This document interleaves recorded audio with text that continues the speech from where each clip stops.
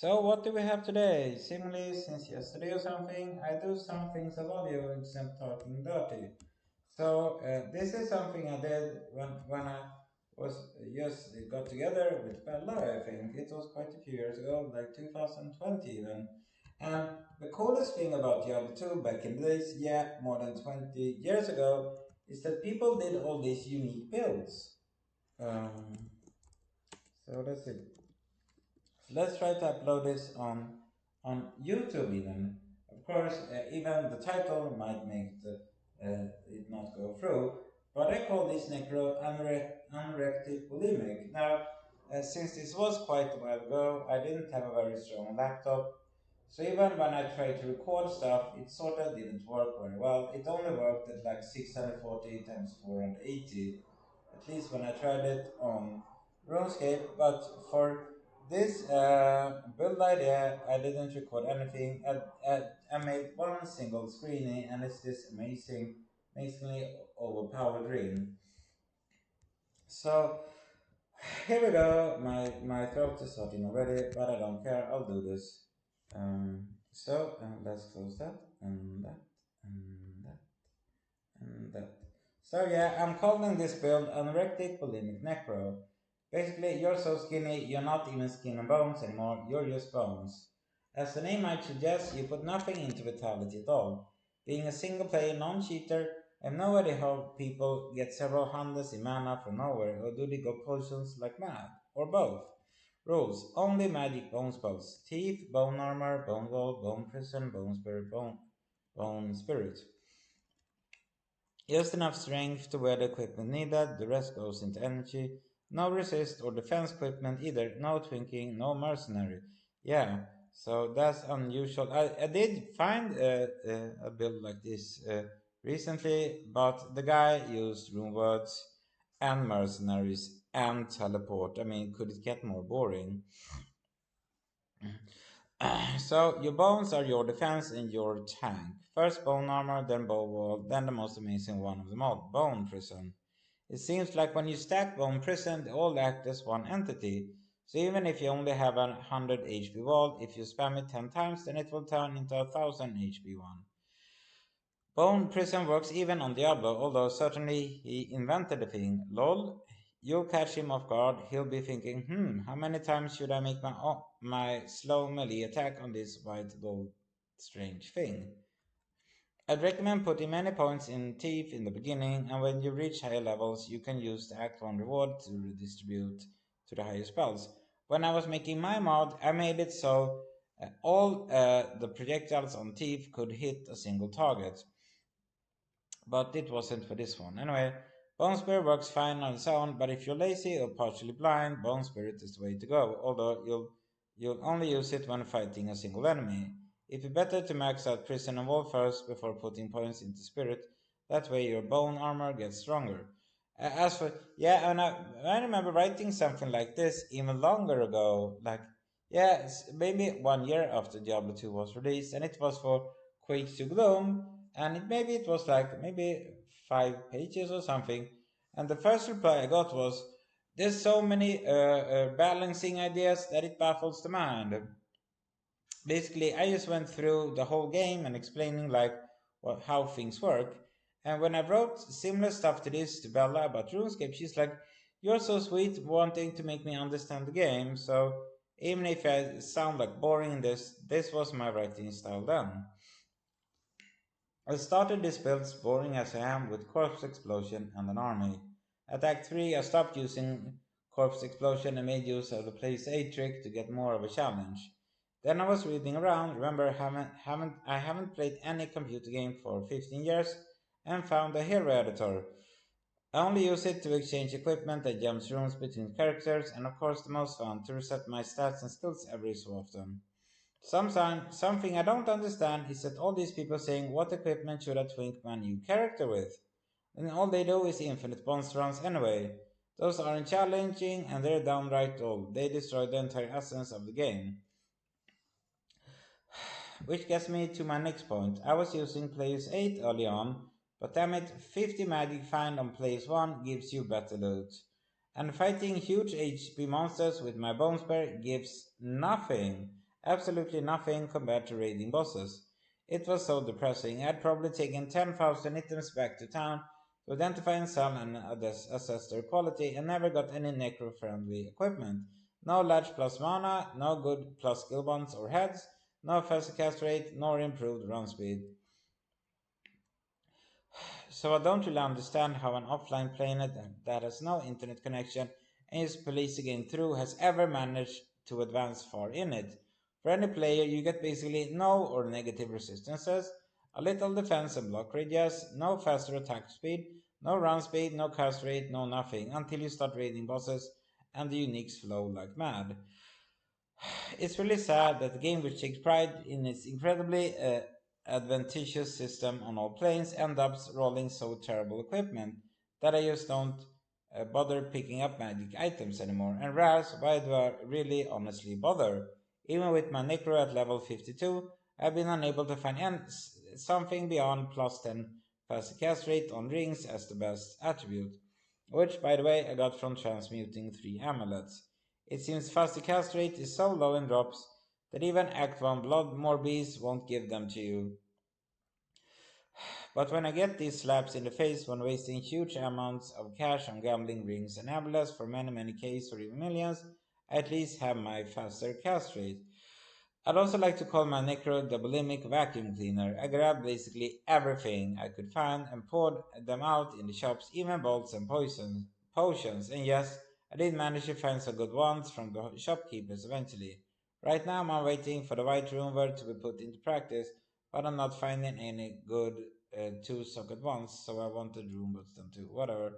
And yes, gambling is another big slap in the face. I tried gambling on shoes and gloves thinking naively enough I'd get a unique, but a couple of minutes of a Chaos Sanctuary run gives a unique or several every time.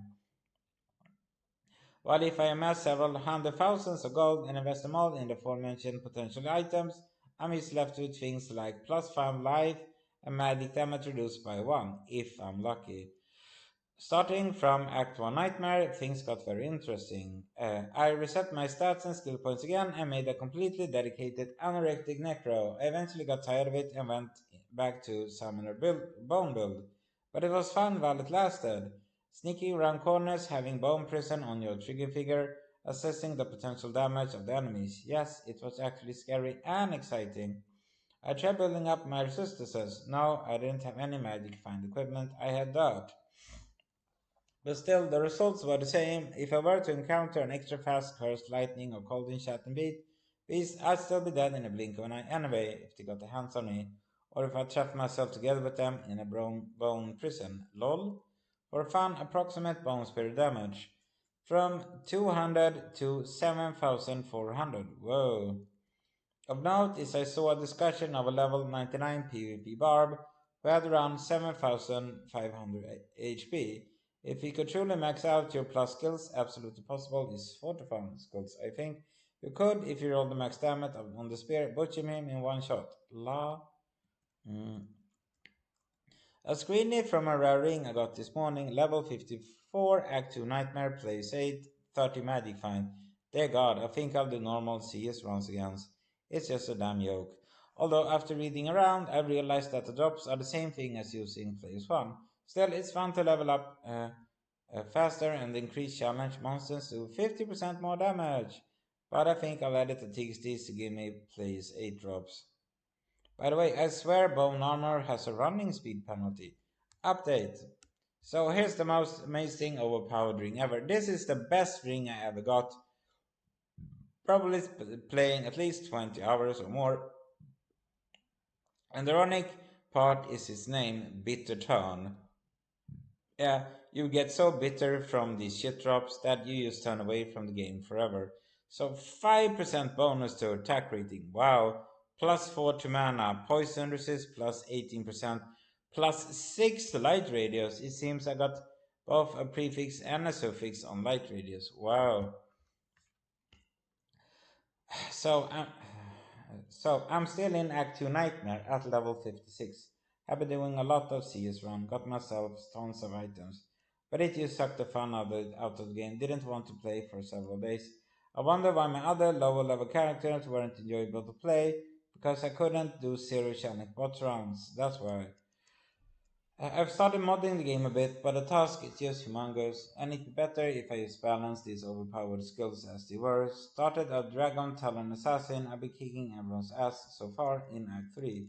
The necro I reverted back to a bone prison bones per one. Sam, my mercenary, kept dying. Oh, I wasn't supposed to do those. And I kept getting tired of resurrecting things. Thought I had some good gear on him, but no. And I reverted back to using Player's Wonder. This is where the challenge starts. To think I have more than half the game in front of me still. I also changed it around to using almost all my opponents in Vitality, but I still die so easily. I hate zombies. They probably take 100 hits with my bone spear at 1000 damage. And the Reagan hit points like mad. No way could be 1.2 HP per second. Might change to using bone spirit instead. It's got a 25 damage bonus of the bone spear. I'll be killing monsters one by one anyway. I tried changing my prayer mark to a holy freeze one instead, but he still got donked in a few seconds when he met the lightning enchanted beast. Some music recommendations, yeah. So this was pretty cool as well. Quick one soundtrack, gloomy like all hell, and a pure classic. Anything in the Witch House genre fits perfectly with the Necromancer. Valhal's new album Grimoire is the beacon here. And when I write things like these, even like a spirit says like, this is amazing, people will love you, and then no one will care. Or when I was on Literotica, I got 3 trolls in like a few seconds. It couldn't have been from several people. It was surely just a dude with 3 times empathy, and if it was different people, that's just sad beyond words. Um, for a long, long time, I've been listening to space ambient, also known as Sooties. There's, for example, Cryosleep Zero Beat Guaranteed, both as a shoutcast stream and a YouTube playlist. Calms the nerves. The biggest shining star here is carbon-based life forms. Their Derelict's album is an incredible piece of electronica. There's also Burial. A while ago, he also released his greatest hits album. And not to forget Steve Roach's 1980s masterpiece Structures from Silence. Anything by Velvet as it cries real mental stuff, but real well made too. Red Alert soundtrack is available on Spotify. Even Klepaki is king. An incredible piece of engineering if you still have the game on CD. It's possible to extract more songs from the game compared to which are available on the soundtrack. Monster Cat releases a huge archive is for free on YouTube, and on Bandcamp you can get the songs in FLAC. Like Buck, they blend every electronic genre under the sound. It's mainly called Dreamstep or Glitch Out, but it's a light to type, although they've gotten rougher lately. Jurgen Blackrock, metaphysical South African MC, nothing like her out there. Dark Halo, he's got a lot of music under his belt. A legend. On scene.org is his mod archive. Search for DH dash, which I consider his best work. Just real chilly ambient and or fast DB or his mix liquid DB. Not to be confused with A Dark Halo, the metalhead copycats. Oh.